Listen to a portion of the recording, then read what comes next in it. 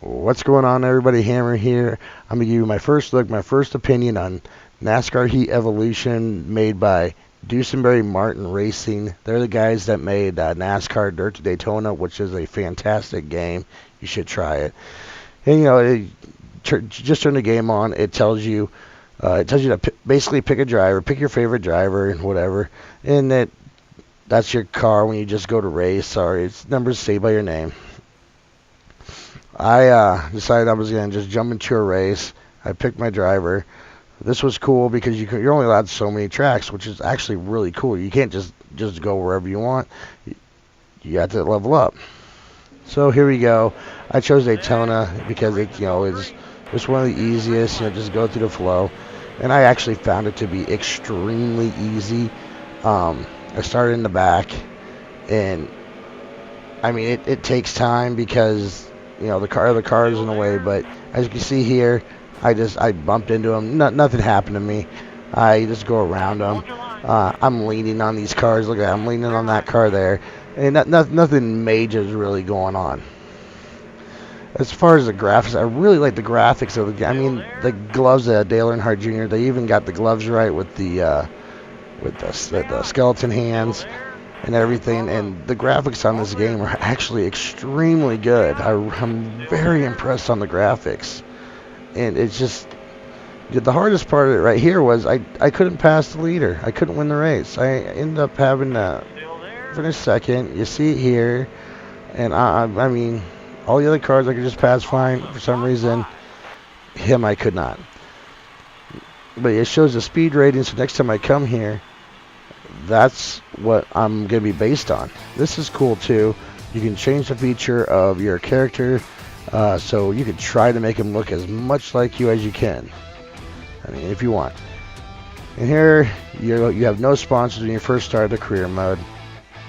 You have to finish in the top 30 twice, not twice in a row, twice, in order to get a sponsor. And like I said before, I just jumped into the races. I didn't change the settings. I didn't do nothing.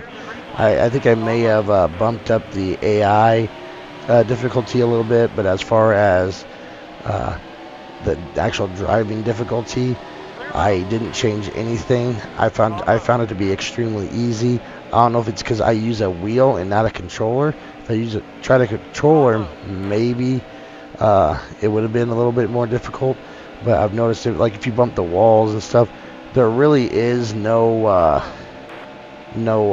repercussions of it. I mean, you basically just bounce off and just keep on going. But if you're just getting started, it's perfect. I mean, it's not too difficult.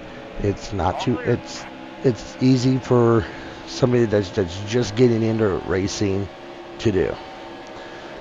And then here again it would have been the second race. I got in the top 30. I had to finish out in the top 30 in this race too. And again, the settings were all the same. Didn't change nothing. And I just basically just bide my time to get up in the top 30, and just so I can get the sponsor, so I can see what happens, just so I can get the feel for the game, because I plan on playing this game a whole lot more and have a way more intensive review to give on everything. And see, here we go. Right here, I'm in 28th place. I'm just, I want to know what happened. Like, what sponsor did you get? Was it just a crap sponsor or whatever? But yeah, basically, yeah, it's a crap sponsor. They paid $5,000 per race. Not very much. And like I said, that was all on normal setting, I believe it is. Here I have everything on simulation. Very easy to wreck. It was hard to wreck on the normal setting. I was trying to spin people out. Just wasn't working. I got on the apron there and I spun out. It's just really hard. I really like the simulation setting. It's just more my style. I like the difficulty. And then of course I had to try the online racing. I had to know. I just want to know if it was like what it was in all the other shit. And all the other NASCAR games, but it pretty much is. You got one guy thinking he's going to win the race on the first lap. I mean, we had 8 laps in this race. I mean, it was nothing big. There's 15 cars. I mean, then there you go again.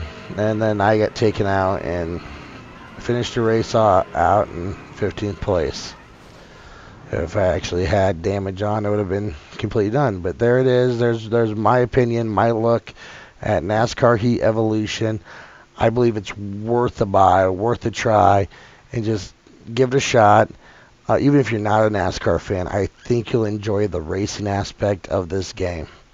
If you like if you like the video, click the like button, hit the subscribe button. Our Twitter links in the description. You can look us up on Facebook and everything, and we will see you in the next video.